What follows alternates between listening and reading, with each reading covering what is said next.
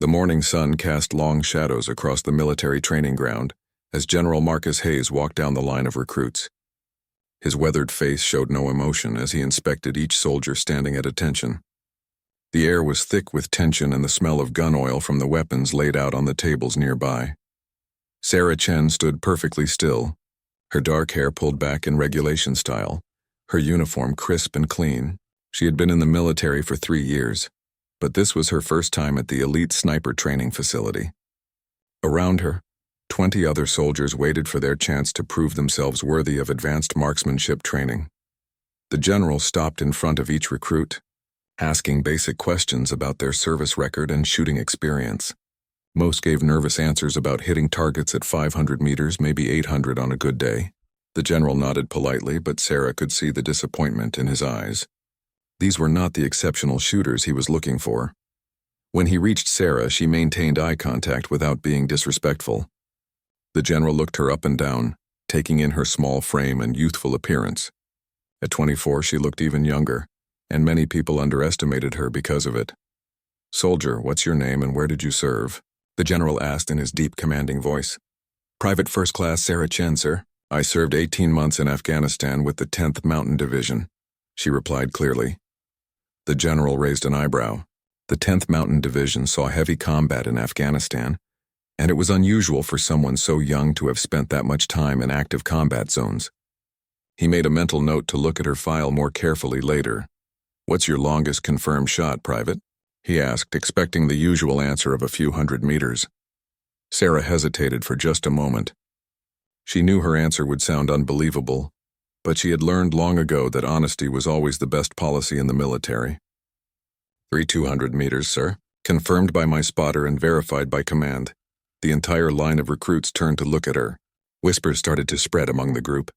3,200 meters was an extraordinary distance, well beyond what most snipers could achieve even with perfect conditions and the best equipment available. The general's expression didn't change, but Sarah noticed his eyes narrow slightly. He stepped closer to her, studying her face for any sign that she might be lying or exaggerating. In his 25 years of military service, he had met only a handful of snipers capable of making shots at that range. "That's quite a claim, Private. I hope you can back it up," he said quietly, his voice carrying a warning tone. "Yes, sir. I can provide documentation and witness statements," Sarah replied without flinching. The general moved on to the next recruit, but Sarah could feel his attention returning to her throughout the morning briefing. She had worked hard to get to this training facility, and she wasn't going to let anyone doubt her abilities based on her appearance or age. As the morning progressed, the recruits were given a tour of the facility and introduced to the various weapons they would be training with. The centerpiece of the armory was a collection of Barrett 50 caliber rifles, massive weapons, capable of engaging targets at extreme distances with devastating accuracy. Sarah had used similar weapons in Afghanistan, but she kept this information to herself. She had learned that it was better to let her performance speak for itself, rather than make claims that others might find hard to believe. The other recruits gathered around the Barrett rifles like tourists in a museum, asking basic questions about caliber and effective range. Sarah hung back, observing the weapons with the practiced eye of someone who had used them in actual combat situations.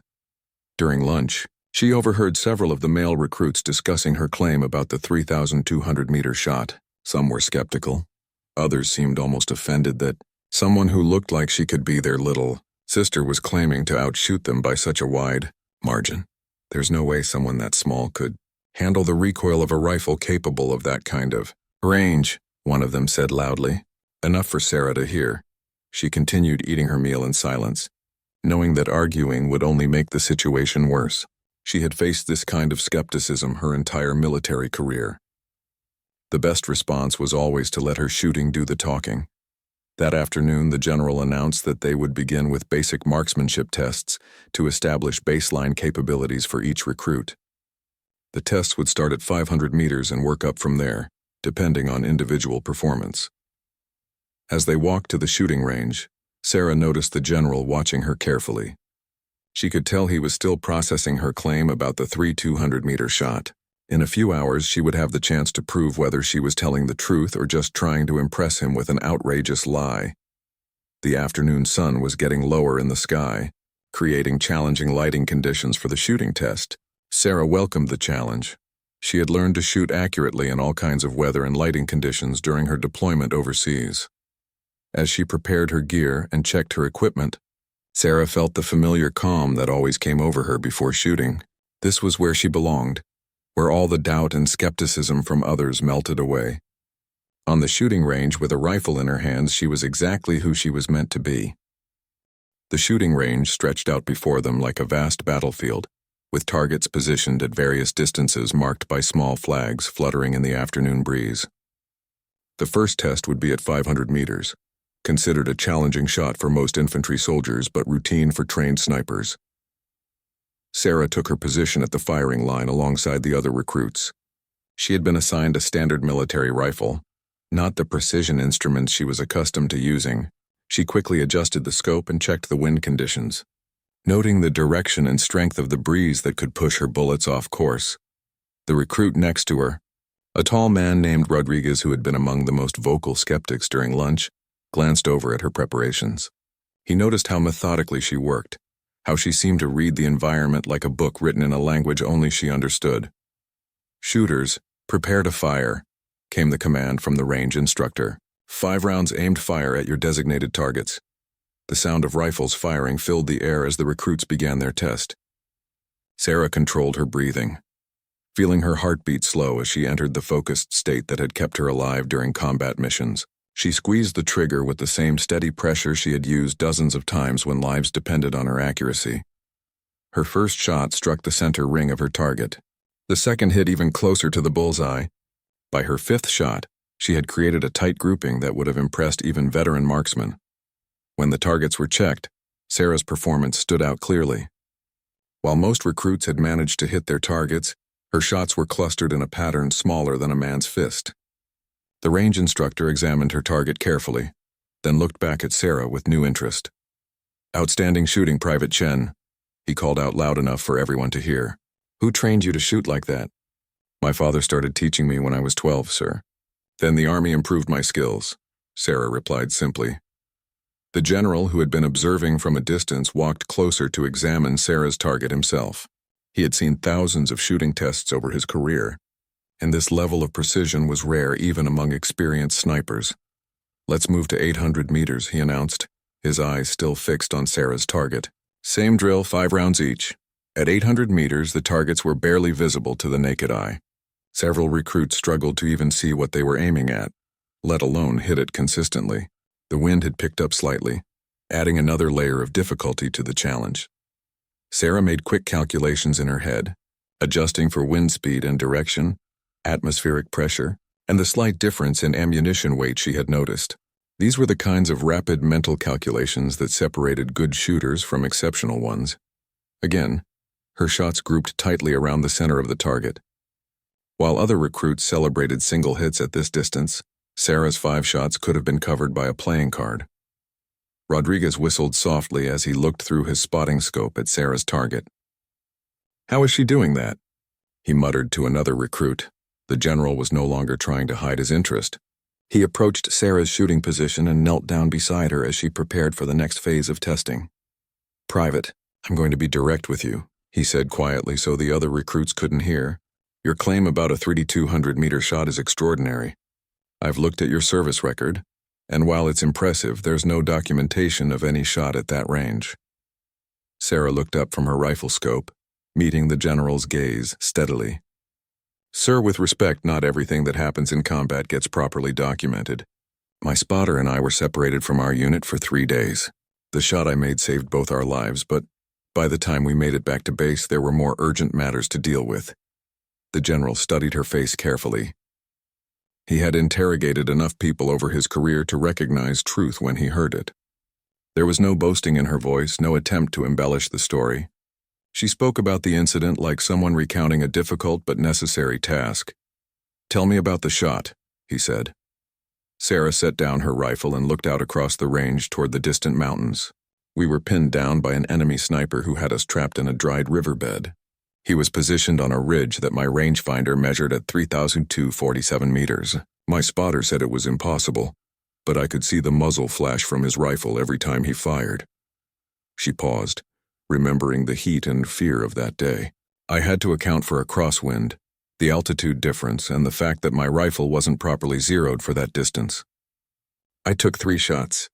The first 2 were to gauge the conditions. The third one eliminated the threat. The general listened without interruption.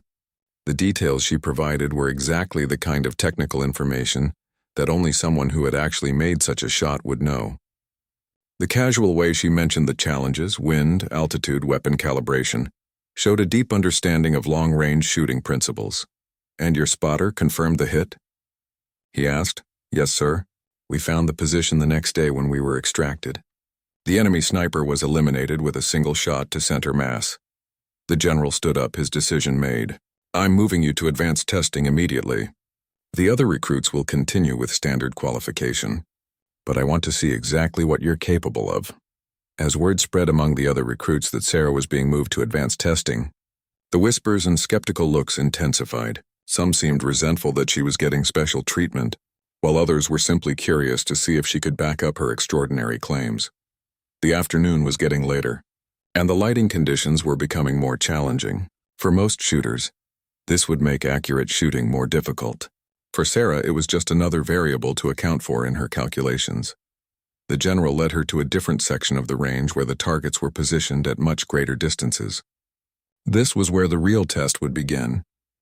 The advanced testing range was unlike anything the other recruits had seen.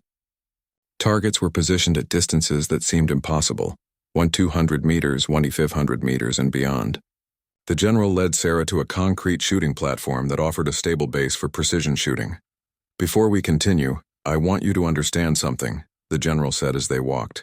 "This facility trains snipers for special operations. The men and women who graduate from here go on missions where a single shot can change the outcome of an entire operation. I don't have time for people who exaggerate their abilities." Sarah nodded, understanding the seriousness of what he was saying. "I understand, sir. I wouldn't be here if I wasn't confident in my skills." The general gestured toward a locked weapons cabinet. Inside were rifles that most soldiers only dreamed of using. Precision instruments worth more than most people's cars, each one custom-built for extreme accuracy at long range. "Choose your weapon, Private. Show me what you can really do." Sarah approached the cabinet carefully, running her eyes over the selection of rifles. Her hand moved naturally toward a rifle she recognized, similar to the one she had used during her deployment, but obviously newer and better maintained. "This one, sir," she said, selecting a rifle chambered in .338 Lapua Magnum. It was a caliber known for exceptional accuracy at extreme ranges. The general watched as she examined the weapon with practiced hands, checking the action, inspecting the scope, and getting a feel for its balance. Her movements were confident and efficient, the actions of someone who had handled precision rifles under pressure. "The first target is at 1,200 meters, the general announced. "Wind is variable, coming from the southwest at approximately 8 to 12 miles per hour. Temperature is dropping as the sun gets lower. You have 1 shot to show me this isn't beginner's luck." Sarah settled into a prone position behind the rifle, adjusting her body position until she achieved perfect natural point of aim. She had learned long ago that forcing a shot never worked. The rifle had to become an extension of her body, pointing naturally toward the target. Through her scope, the target looked impossibly small. At 200 meters, even a perfect shot could be thrown off by a tiny error in judgment or a momentary gust of wind. She watched the mirage patterns in the scope, reading the wind conditions like a weather forecast written in the shimmer of heated air. She thought about her father, who had taught her to shoot on hunting trips when she was just a child. "Patience, little one," he used to say. "The shot will tell you when it's ready."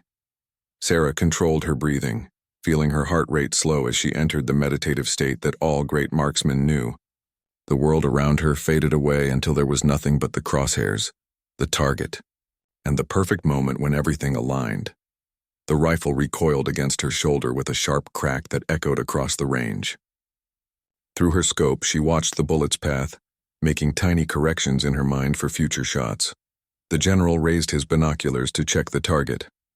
After a long moment, he lowered them and looked at Sarah with an expression she couldn't quite read. "Center ring," he announced.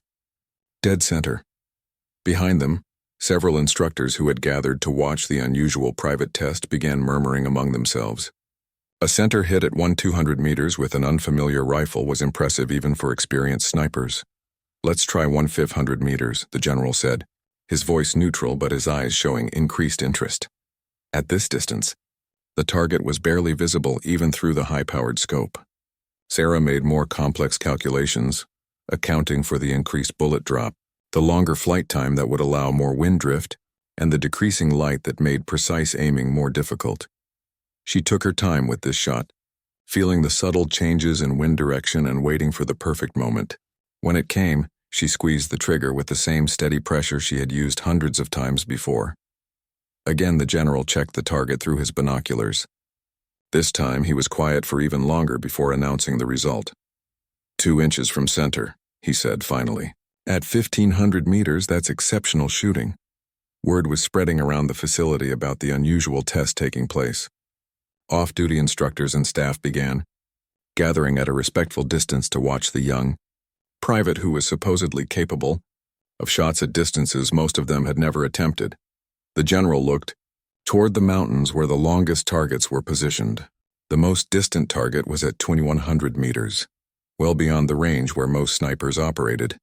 Even with the best equipment available, Private Chen, he said slowly, "I want you to understand that what I'm about to ask is not a standard test. The target at 2,100 meters is used primarily for equipment testing, not personnel evaluation. Very few people have ever successfully engaged it."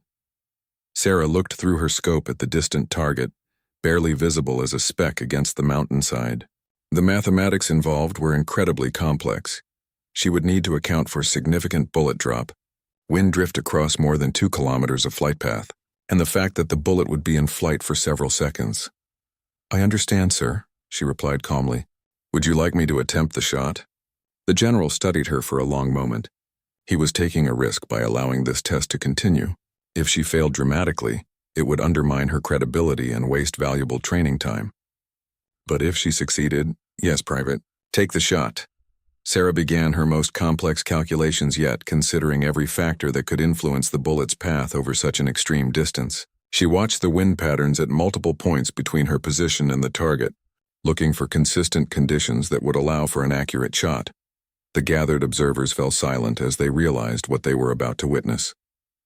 An attempt at 2,100 meters was rare enough that some of them had never seen it tried before. The silence stretched across the range like a held breath. Sarah lay perfectly still behind her rifle, her eye pressed to the scope as she studied the impossible distance to her target. At 2,100 meters, the target was more theory than reality. A small dark spot against the rocky mountainside that required faith as much as skill to hit.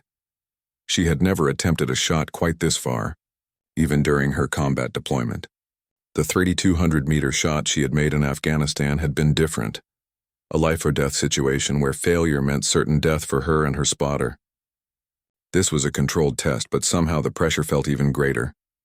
The general knelt beside her, speaking quietly so the growing crowd of observers couldn't hear.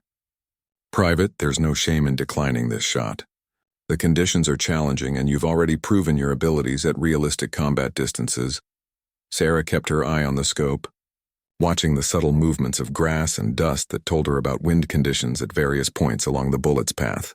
"Sir, with respect, I didn't come here to take easy shots." Through her scope, she could see heat waves rising from the sun-warmed rocks, creating mirage effects that made precise aiming even more difficult. The bullet would take nearly 4 seconds to reach its target, during which time wind conditions could change, or a sudden gust could push it off course by several feet. She thought about her spotter from Afghanistan, Sergeant Williams, who had called her crazy when she first suggested attempting the shot that had saved their lives. "Chen," he had said, "that's not shooting. That's prayer with ammunition." But sometimes prayer with ammunition was exactly what the situation required.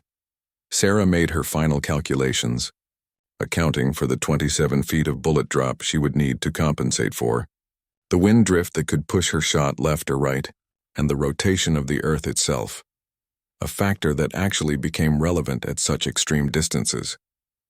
She controlled her breathing, slowing her heart rate until she could feel the pulse in her finger on the trigger. The perfect shot required timing, firing between heartbeats when her body was completely still. The moment came like a whisper of certainty. Sarah squeezed the trigger with steady, even pressure, following through with her shot as the rifle recoiled against her shoulder. The sound of the shot echoed off the mountains and faded into silence. For 4 long seconds everyone waited. At this distance they couldn't even see the bullet impact. Only the general's binoculars could confirm whether the shot had found its mark. The general raised his binoculars and scanned the distant target. The seconds stretched like hours as he searched for any sign of impact. Finally, he lowered the binoculars with an expression of amazement. "Hit," he announced simply. 6 inches low and 3 inches left of center. The gathered observers erupted in surprised murmurs. A shot that close to center at 2,100 meters was extraordinary, the kind of shooting that military legends were built on. Rodriguez, who had been among the most skeptical recruits that morning, shook his head in disbelief. "That's impossible," he muttered. "Nobody shoots that accurately at that distance." But Sarah was already thinking about her next shot, analyzing what had caused the slight miss and how she could correct for it. "The wind shifted during bullet flight," she said to the general, "and the mirage made me misread the distance by about half a degree." The general stared at her for a moment, realizing that she was critiquing a shot that 99% of marksmen would consider miraculous. Her casual analysis of the minor errors showed a level of understanding that went far beyond basic marksmanship training. "Private Chen," he said formally, "I owe you an apology. When you claimed a 200-meter shot this morning, I thought you were either lying or confused about the distance. I was wrong." Sarah sat up from her shooting position, her expression remaining professional despite the praise. "Thank you, sir. The shot in Afghanistan was under different conditions, but the principles are the same." One of the senior instructors approached the general and spoke quietly in his ear. Sarah couldn't hear the conversation, but she could see them both glancing in her direction with expressions of serious discussion. The general nodded at whatever the instructor had said, then turned back to Sarah. "Private, I'm going to make you an unusual offer. Normally, candidates go through 6 weeks of training before we consider them for advanced programs. Based on what I've seen today, I'm recommending you skip directly to Specialist Sniper School." The offer was unprecedented. Sarah had heard about Specialist Sniper School. It was where the military trained its most elite marksmen for the most sensitive missions. Graduates went on to serve with special operations units around the world. "However," the general continued, "there's one more test I need to see first." He gestured toward the weapons cabinet where the Barrett .50 caliber rifles were stored. These were the ultimate long-range weapons, massive rifles capable of engaging targets at distances that pushed the very limits of what was possible with small arms. "The Barrett is a different kind of weapon entirely," the general explained, as they walked toward the cabinet. "It's not just about marksmanship. It's about understanding ballistics at a level that few people ever master. The recoil is severe, the weapon is heavy, and the calculations involved are incredibly complex." Sarah looked at the imposing rifles with their huge scopes and bipod supports. She had used similar weapons in Afghanistan, but only a few times and never at the extreme ranges these rifles were capable of reaching. "There's a target at 2,800 meters, the general said quietly. "It's used for equipment testing and demonstration purposes. In 5 years of running this facility, only 3 people have ever hit it successfully." He paused, studying Sarah's reaction to this information. "If you can hit that target, Private Chen, I'll not only recommend you for specialist school, I'll personally ensure you get assigned to the most elite unit we have." Sarah looked out toward the mountains where the distant target waited, invisible to the naked eye but representing the ultimate test of her abilities. Everything she had worked for, all the years of training and combat experience had led to this moment. The Barrett .50 caliber rifle was a monster of engineering, nearly 5 feet long and weighing close to 30 pounds. Sarah lifted it from the cabinet with both hands, feeling the substantial weight that spoke of precision manufacturing and devastating power. The rifle was chambered in .50 BMG, a cartridge originally designed for machine guns but adapted for extreme long-range precision shooting. The general watched her handle the weapon, noting how she automatically checked the safety, examined the bolt action, and familiarized herself with the scope controls. Her movements were methodical and confident, showing none of the intimidation that many shooters felt when first handling such a powerful rifle. "The ammunition for this test is match grade," the general explained, handing her a small box of cartridges. Each round is hand-loaded for consistency and weighs exactly 750 grains. At 2,800 meters, you're looking at a bullet drop of approximately 60 feet and a flight time of over 5 seconds. Sarah examined one of the massive cartridges, nearly twice the length of standard rifle ammunition. She had used similar rounds before, but the mathematics involved at 2,800 meters would be unlike anything she had previously calculated. The shooting platform for the Barrett was specially reinforced to handle the rifle's tremendous recoil. Sarah positioned herself carefully, knowing that improper form with such a powerful weapon could result in injury. The bipod legs were adjusted for perfect stability, and she settled into a shooting position that would absorb the rifle's considerable kick. Through the high-powered scope, she could barely make out the distant target, a steel plate positioned on a rocky outcrop that from this distance looked no larger than a postage stamp. The late afternoon sun was creating complex lighting conditions, with shadows and glare that would make precise aiming extremely difficult. The crowd of observers had grown to include most of the off-duty staff from the facility.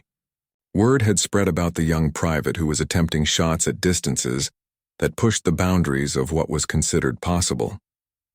Even seasoned snipers rarely attempted engagements beyond 2,000 meters under ideal conditions.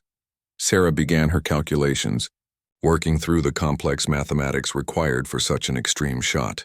She had to account for the Earth's rotation. At this distance and with this flight time, the Coriolis effect would actually shift her point of impact by several inches. The altitude difference between her position and the target created additional complications for bullet trajectory. Wind was the most challenging factor.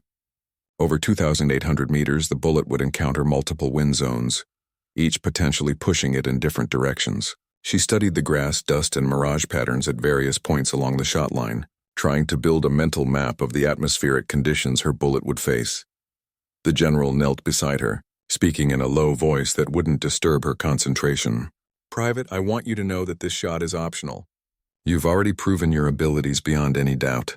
There's no requirement to attempt this distance." Sarah kept her eye pressed to the scope, continuing to read the wind conditions. "Sir, in Afghanistan, my spotter and I were trapped for 3 days because an enemy sniper had us pinned down. The shot I made to eliminate him was at 3,247 meters under combat conditions, with a weapon that wasn't properly zeroed."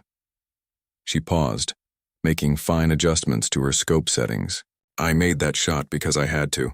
This shot I'm making because I want to show what's possible when you have the right equipment and time to prepare properly." The honesty in her voice convinced the general that this wasn't about showing off or proving a point. This was about a soldier pushing herself to the absolute limits of her capabilities. The same drive that had kept her alive in combat and made her the exceptional marksman she had become. Sarah controlled her breathing, feeling her heart rate slow as she entered the focused state that blocked out everything except the shot. The crosshairs wavered slightly in the scope as she tracked the subtle movements caused by wind and mirage. Waiting for the perfect moment when all conditions aligned, she thought about her father again, remembering his lessons about patience and timing. "The shot will come to you," he had always said. "Don't force it. Wait for it." Through the scope, she watched the heat waves dancing above the rocks, the movement of grass that indicated wind direction, and the subtle changes in light as clouds passed overhead. At this distance, every factor mattered exponentially more than at shorter ranges. The moment of perfect alignment came suddenly, like a door opening in her mind. All the variables fell into place: wind, light, atmospheric conditions, and her own physical state combined into a single instant of possibility. Sarah squeezed the trigger with the same steady pressure she had used on every shot that day.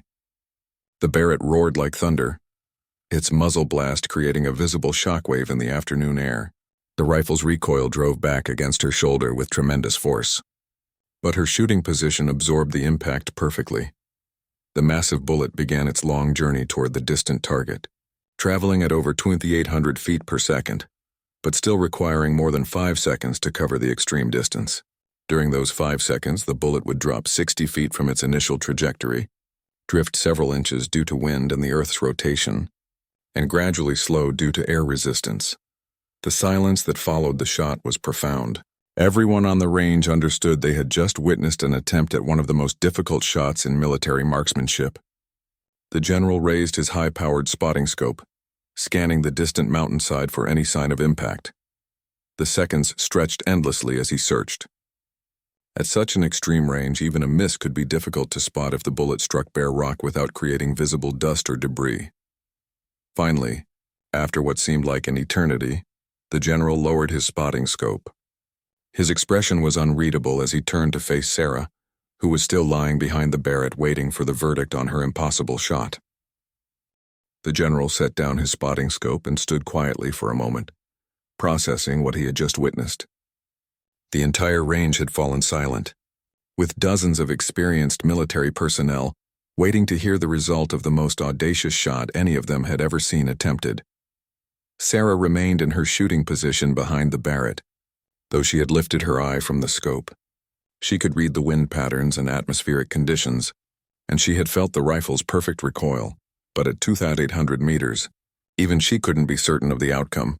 "Private Chen," the general said finally, his voice carrying across the silent range. "Please stand up." Sarah carefully engaged the rifle's safety and rose to her feet, coming to attention as she faced the general. Behind him, she could see the crowd of observers leaning forward, straining to hear what he would say next. The general looked at her with an expression she had never seen before, a mixture of amazement, respect, and something that might have been awe. In his 25 years of military service, including multiple deployments and years of training elite marksmen, he had never witnessed shooting of this caliber. "Center hit," he announced, his voice loud enough for everyone to hear. "Dead center at 2,847 meters. The range exploded in surprised exclamations and applause. Several of the instructors whistled in amazement, while others simply shook their heads in disbelief. Rodriguez, who had been skeptical of Sarah all day, was staring at her with undisguised amazement. But Sarah's expression remained professional and composed. She had known from the rifle's recoil and the conditions at the moment of firing that the shot had been true. What surprised her was not the hit itself, but the reaction it was causing among these experienced military professionals. The general stepped closer to Sarah, speaking quietly so their conversation wouldn't be overheard. "Private, in 30 years of military service, I have never seen anything like what you just accomplished. That shot was not just exceptional, it was historic." He paused, studying her calm reaction to the praise. "I need to ask you something directly, and I want an honest answer. Where did you really learn to shoot like that?" Sarah met his gaze steadily. "Sir, my father was a competitive shooter before he joined the military. He taught me the fundamentals when I was young, but everything else came from necessity. In Afghanistan, long-range shooting wasn't a skill. It was survival." The general nodded slowly. He had read her service record more carefully during the afternoon, and the picture it painted was of a soldier who had been thrust into extreme situations and had adapted by developing extraordinary abilities. "The shot you made today will be officially documented and verified," he told her. "It may be the longest confirmed hit in the history of this facility." As word of Sarah's achievement spread, she found herself surrounded by instructors and senior officers who wanted to understand how she had accomplished what many of them considered impossible. She answered their questions patiently, explaining her calculations and techniques with the same matter-of-fact tone she used for everything else. One of the senior instructors approached the general while Sarah was occupied with questions. "Sir, we need to talk about this soldier's assignment. Her abilities are far beyond anything our standard programs can develop." The general had been thinking the same thing. Sarah's skills were already at a level that most snipers never reached, even after years of specialized training.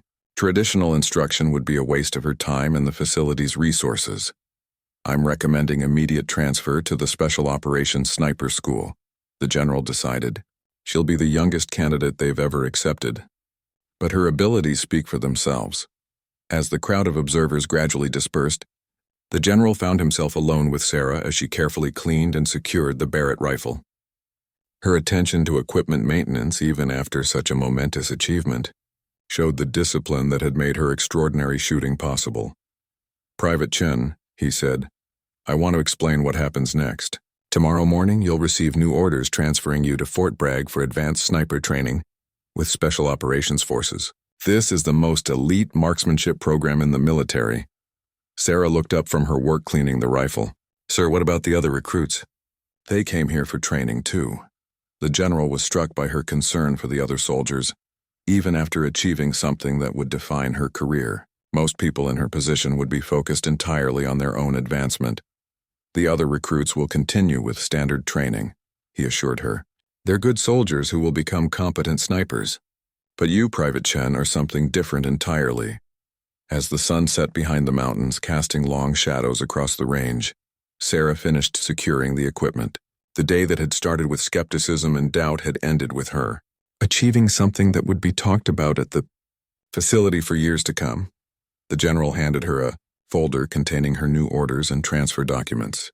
These are effective immediately. You'll leave tomorrow morning for Fort Bragg. I've personally called the commanding officer there to explain your capabilities. Sarah accepted the folder with the same calm professionalism she had shown all day. Thank you, sir. I won't let you down. The general smiled for the first time that day. Private, after what I witnessed today, I don't think letting anyone down is something you need to worry about. As they walked back toward the main facility building, the general reflected on how rarely he encountered soldiers who truly exceeded every expectation.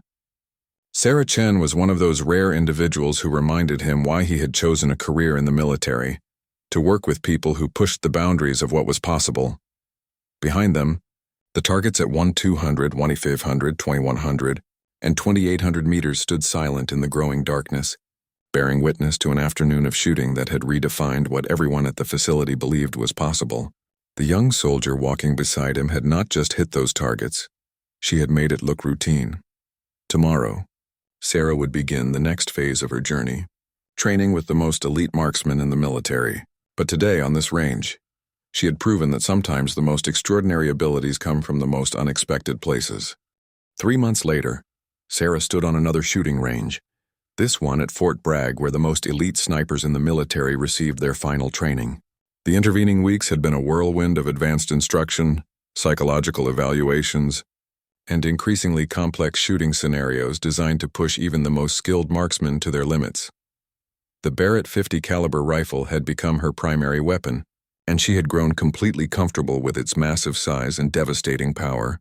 Her instructors at the Special Operations Sniper School had initially been skeptical about the reports from her previous facility, but those doubts had vanished quickly as Sarah consistently outperformed expectations. Today was different, though. Today, General Hayes had made the trip from his facility to witness her final examination, a test that would determine whether she was ready for assignment to the most classified missions the military conducted. Chen, you've come a long way since that first day, the general said as he approached her position on the range. Your instructors here tell me you've broken several facility records. Sarah smiled, something she rarely did during training. Yes, sir. The equipment here is exceptional, and the instruction has been invaluable.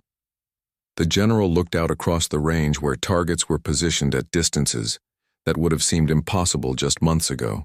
At Sarah's current skill level, shots that had once been considered extraordinary were now routine warm-up exercises. There's something I need to tell you, Private, the general said seriously. The qualification badge on your chest, the one that caused me to freeze that first day when I handed you the Barrett, it's been updated. He reached into his pocket and pulled out a new qualification badge, this one bearing markings that Sarah had never seen before. The distance engraved on it read 3,500 plus meters, a range that pushed beyond the theoretical limits of what was considered possible with small arms. This badge is unofficial, the general explained quietly. There are fewer than 10 people in the entire military who have earned the right to wear it. Your shot at 2,247 meters that day, combined with your performance here at Fort Bragg, has qualified you for assignments that most soldiers don't even know exist. Sarah accepted the badge with the same composure she had shown throughout her training, but inside she felt a mixture of pride and responsibility. She understood that extraordinary abilities came with extraordinary expectations. Your first assignment will be with a special operations unit that I can't name or describe, the general continued. What I can tell you is that the skills you've developed will be used to protect American interests in situations where failure is not an option. Around them, other students at the facility continued their training, working toward goals that Sarah had already surpassed. She watched them with respect, remembering her own journey from the skeptical looks on that first day to this moment of recognition as one of the military's most elite marksmen. The general followed her gaze toward the other students. You know, Chen, That first day when you told me about your 200-meter shot in Afghanistan, I thought you were either lying or confused about the distance. Sarah turned back to him with a slight smile. I know, sir. I could see it in your eyes. What I couldn't see, the general continued, was that you weren't just telling me about a shot you had made, you were telling me about who you were. Someone who could make impossible shots under impossible conditions because that's what the mission required. The afternoon sun cast long shadows across the range, reminiscent of that first day when Sarah had proven herself with the Barrett rifle. But now, instead of skepticism and doubt, there was recognition and respect from everyone around her. The military has a saying, the general said as they prepared to leave the range. We train for the impossible so that when it becomes necessary, it becomes possible. You, Private Chen, have made the impossible look routine. As they walked back toward the main building, Sarah reflected on the journey that had brought her to this point. From her father's early lessons about patience and precision, through the desperate combat situations in Afghanistan, to this moment of recognition as one of the military's most elite marksmen. The Barrett rifle case slung over her shoulder felt lighter now, not because the weapon had changed, but because she had grown into the role it demanded. Tomorrow she would begin a new assignment where her extraordinary abilities would be used to protect lives and accomplish missions that existed in the shadows of military operations. But today, walking across the range where she had proven herself once again, Sarah Chen knew that she had found exactly where she belonged. In her hands, the impossible had become routine, and the routine had become extraordinary. The general had been right that first day when he froze after seeing her qualification badge. He just hadn't realized that what made him freeze wasn't the distance marked on her chest. It was the quiet confidence of someone who could back up any claim she made, no matter how impossible it seemed. As the sun set behind them, Sarah Chen, now officially one of the military's most elite snipers, prepared for a career where making impossible shots wouldn't be a test of her abilities. It would be just another day at work.